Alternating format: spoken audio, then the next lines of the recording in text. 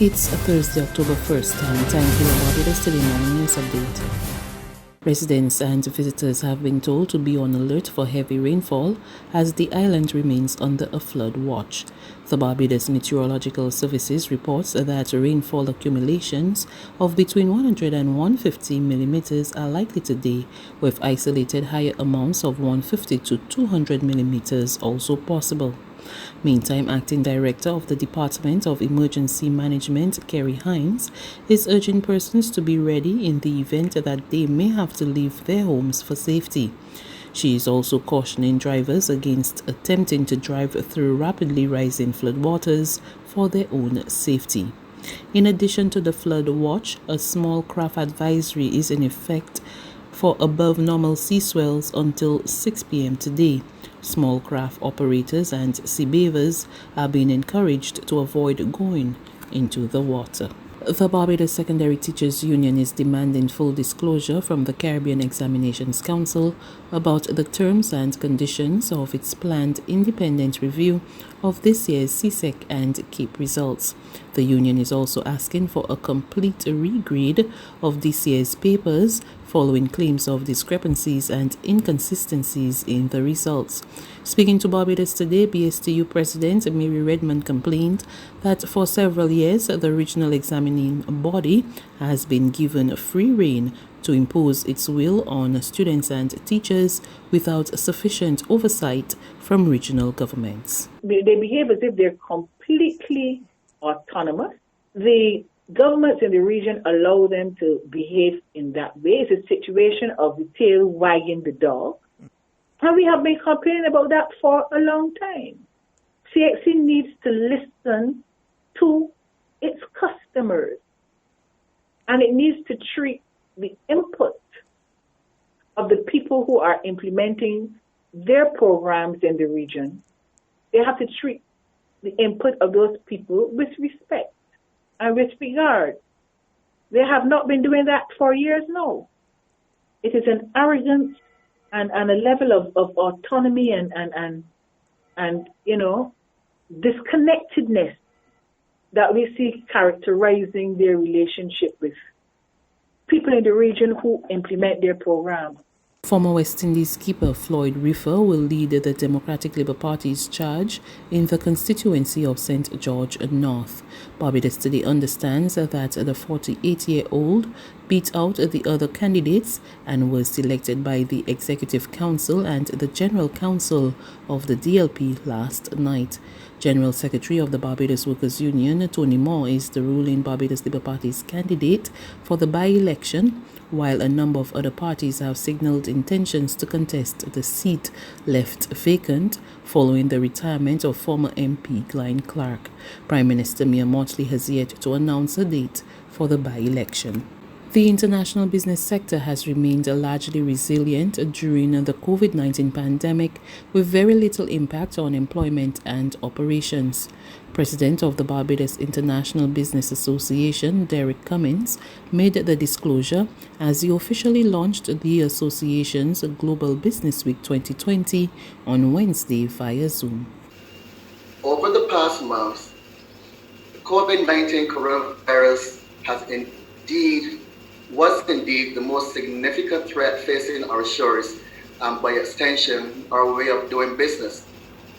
I must take this moment now to acknowledge the devastation caused to many lives and families by this cruel illness.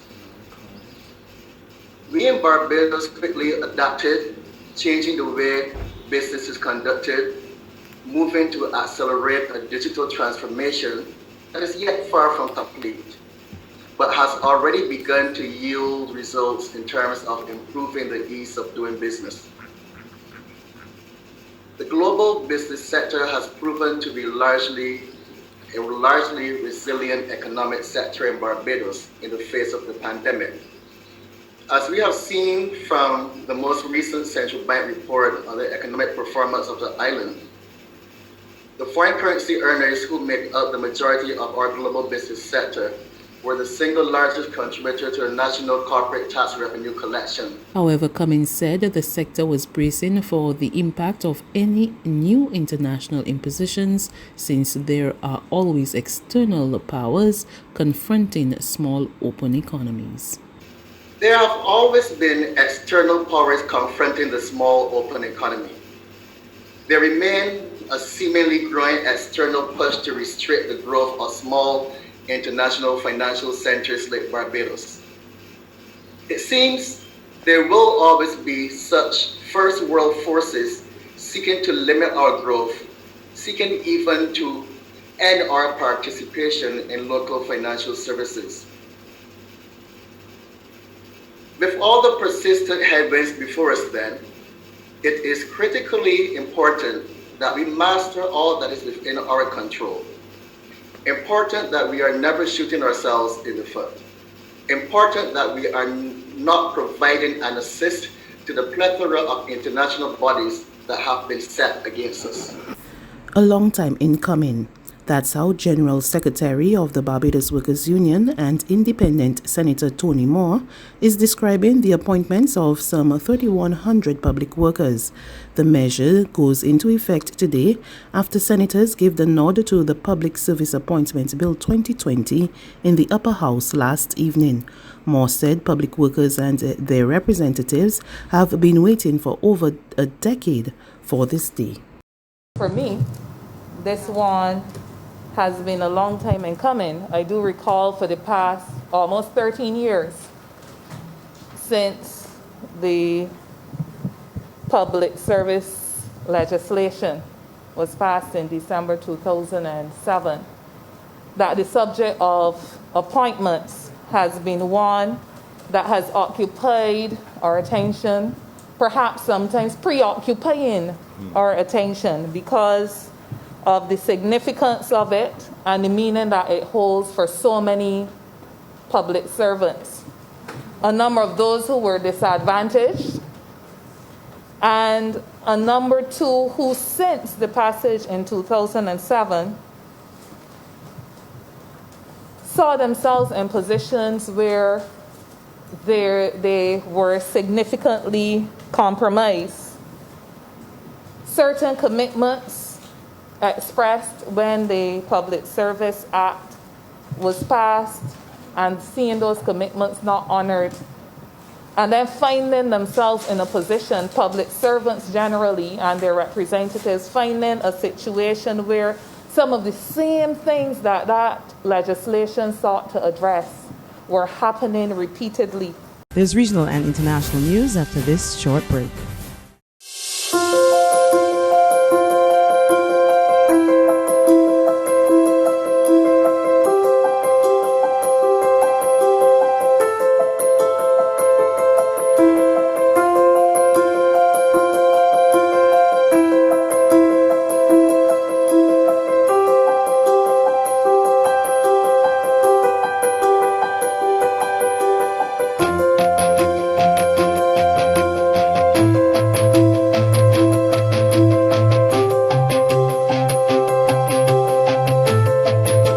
Barbados Today, news you can trust. To news from our regional neighbors now, the Ministry of Education in Grenada is reporting that there were no discrepancies in this year's results for students, and as such will not be joining regional calls for the Caribbean Examinations Council to conduct a review. The details of that story from GBN News. Minister for Education Emmeline Pear announced on Tuesday that Grenada will not be joining with other education ministries in the region in lobbying for the Caribbean Examinations Council, CXC, to review its 2020 preliminary results, which was released on September 22nd. Minister Pear went on to say that this decision was made upon realizing there were no discrepancies in this year's results compared to other years. The minister explains that her ministry received queries from only 3 schools on island, which is not anyway over the amount of requests made by individuals over the years.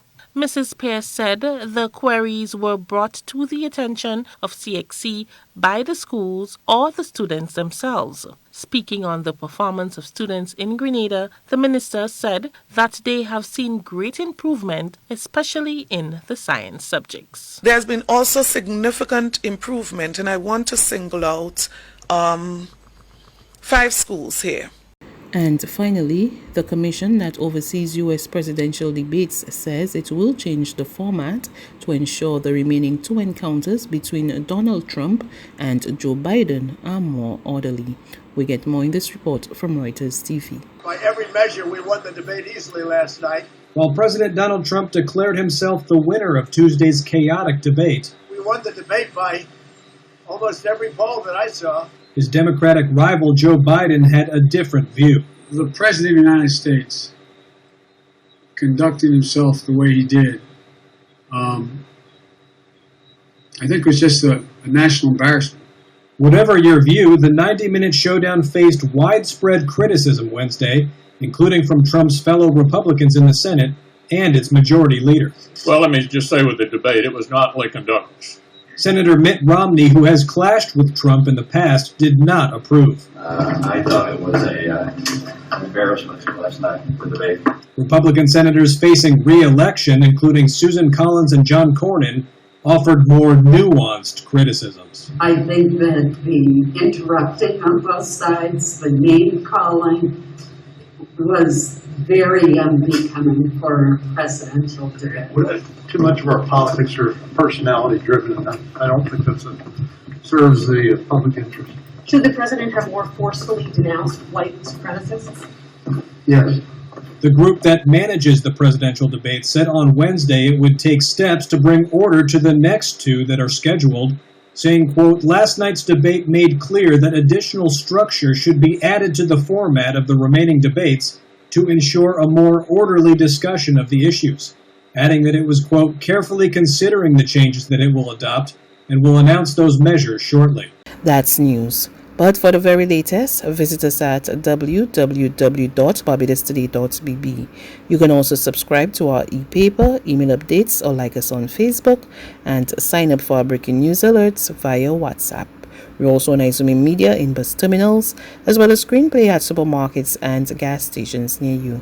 And you can also hear us on Mix 96.9 FM and Capital Media HD 99.3 FM.